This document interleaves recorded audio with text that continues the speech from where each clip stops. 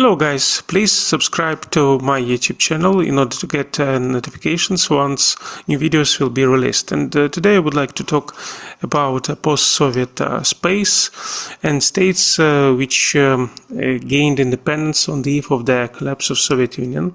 So we trace back the history back in the late 80s when a new Supreme Council of Soviet Union was elected on competitive basis. Due to the position of Mr. Gorbachev. At that time, there were many meetings performed by people on different occasions. At that time, really, all former Soviet republics, they performed democracy in any way. So it is interesting that after 36 years since Soviet Union collapsed, only several states can be treated as democratic. Obviously, this is the Baltic states, Estonia, Latvia, Litva, they are democratic states. Obviously, Ukraine is a democratic state, even though Russia committed its aggression against Ukraine, its invasion, but still Ukraine can be considered as a democratic state even during the war. Obviously, Armenia, which recently held the elections, but still in Armenia there's some problems actually with the democratic standards, and Moldova were also some problem with democratic standards, but they had pure elections and they have a competitive situation and position inside the parliament, which actually important from the point of balance of power.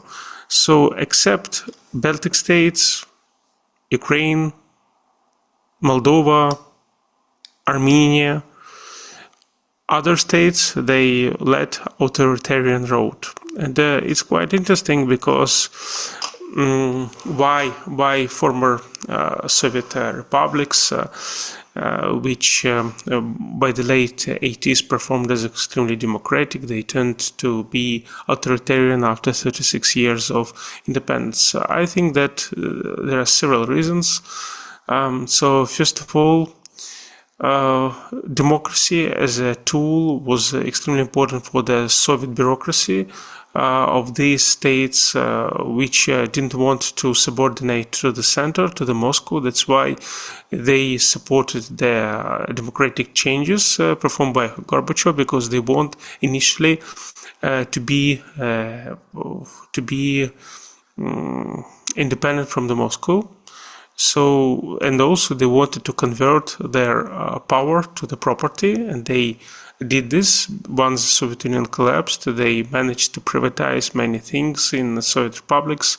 They also got the grip of power. Obviously, they stopped to subordinate to Moscow. They became their sole rulers in these republics without any connection to Soviet Empire. So once they reached, let's say, once they reached the momentum, once they gained the whole grip of power, obviously they tried to circumvent liberties, they tried to circumvent democratic standards in order to stabilize situation in their countries, stabilize their own power, because they always considered democracy as a threat to their power. So when democracy was useful in order to destroy the center of Moscow, they actually used the democracy. But once they became independent, they immediately started to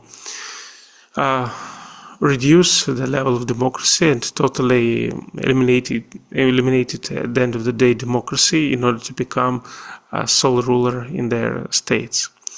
So it's quite interesting how it turns out that when Soviet Union collapsed, majority of Soviet republics, they became authoritarian states. Well, history doesn't have several interpretations. Who knows, maybe if Soviet Union existed a decade more, then maybe after Gorbachev some other people came to power and they could circumvent these liberties as well, because many things depends on the leader. But we see how it happened, that at the end of the day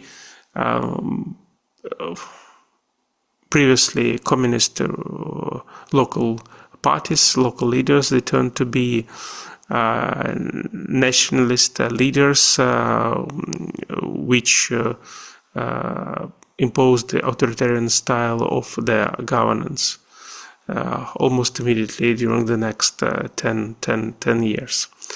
Thank you for watching this video. Please subscribe and see you soon.